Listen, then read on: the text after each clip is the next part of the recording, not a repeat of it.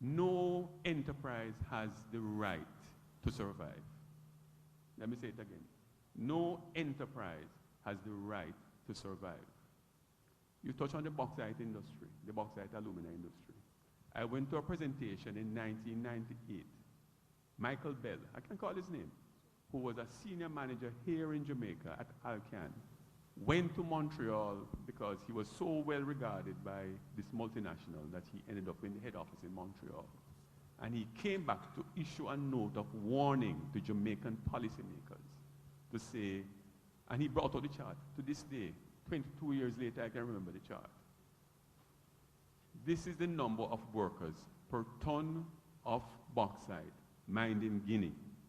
This is the number of workers per ton of bauxite mined in Brazil.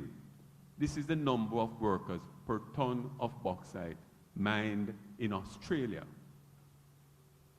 And the number was all in the single digits. And then Jamaica shut off the chart.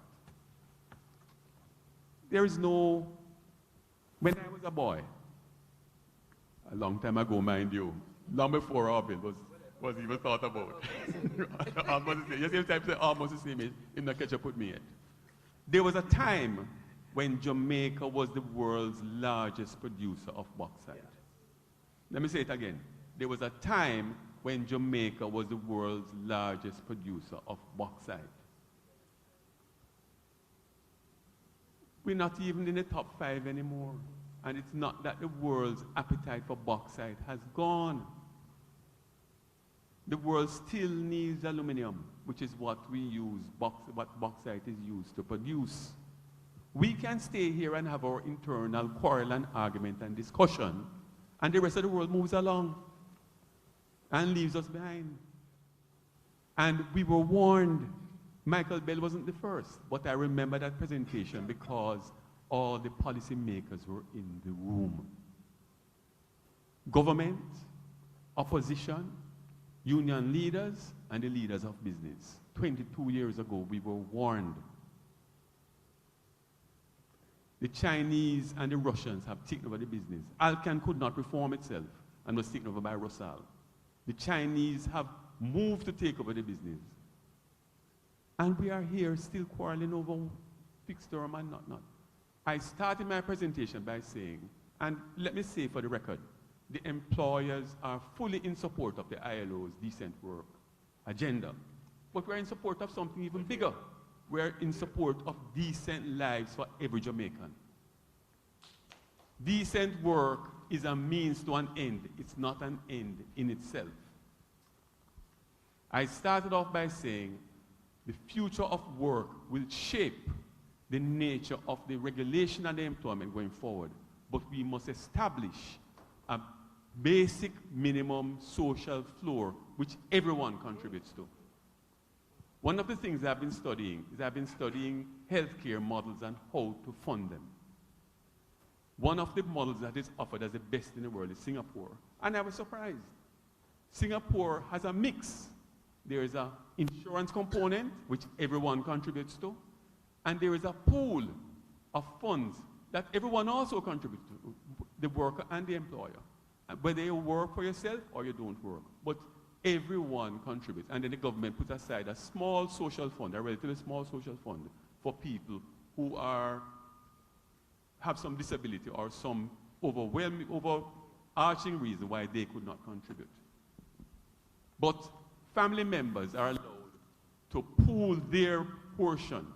Insurance covers a part of the healthcare costs, but to work against abuse of the system, the other portion comes out of what you have contributed. And families can pool their contribution to help specific family members.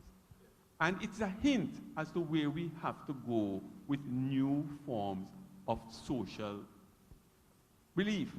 So it addresses all of our concerns about pension. It addresses all of our concerns about redundancy and unemployment. And Brother Vincent, you mentioned the US. The US doesn't have redundancy payments, you know. There's nothing about redundancy. You don't have a right to a pension in the US, you know. You choose the job that might offer you a pension. You choose the job that may offer you health insurance. But there's no legislation that forces the hand of the employer in the US to offer any of these benefits. The US is notorious for not offering benefit. But Jamaicans rush there, so they must be doing something. So what we are saying is, establish, and we're talking now for the future. Whether I choose not to go into any office because I want to put 2 rings in my nose, a ring in my ear, and tattoos all over my skin, and dye my hair 4 colors, but I must not fall below a certain level because I've contributed to my health care, my redundancy, my pension.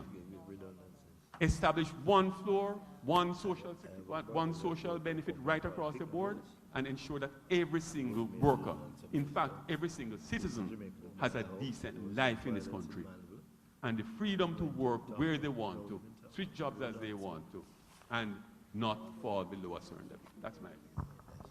Thank you very much. And we're going to close off, but I just want to say, Wayne, Vincent is telling me he doesn't agree with everything you just said. And ladies and gentlemen, we have started a conversation that has to continue.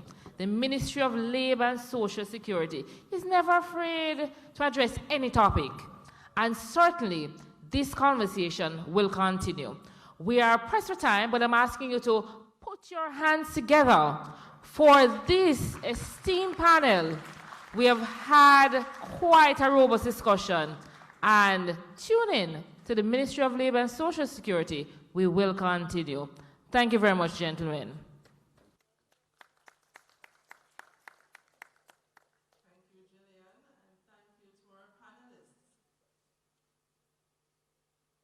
And again, there were Mr. Wayne Chen, and all our panelists this morning. We had Mr. Devon Gavarel, Ms. Nadia McLaurin, Mrs. Helene Davis-White, Mr. Patrick Leila, Mr. Vincent Morrison, Dr. Orville Taylor, Dr. Danny Roberts, Mr. David Wan, and Mr. Howard Duncan. We also want to thank our moderators this morning, Mr. Rodney Campbell and Ms. Gillian Carunas. Can we give them again a round of applause? Very engaging discussion this morning, and we can see how we could spend an entire day on each of them. But time wouldn't allow us to continue at this time. And I know I stand between you and break and lunch, and I know you must be very hungry. So what we're going to do, I know you see on the program, break.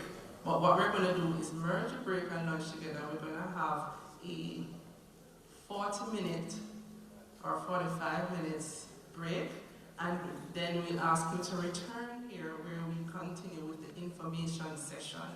And in that session, you can look forward to hearing more about the National Insurance Scheme, eliminating child labor in Jamaica, getting it right with the IDT and due process, safety and health in the workplace, services of the National Council for Senior Citizens. So at this time, our ushers are on hand to guide you to where the lunch break is, and it will be based on your armbands. So please be guided accordingly. I do hope you have been enjoying the sessions. Have you been enjoying the sessions so far? Yes? Round of applause for everybody that has participated and for you for being in attendance today. So enjoy your break, and we'll see you back here at 2 o'clock sharp. All right? Thank you.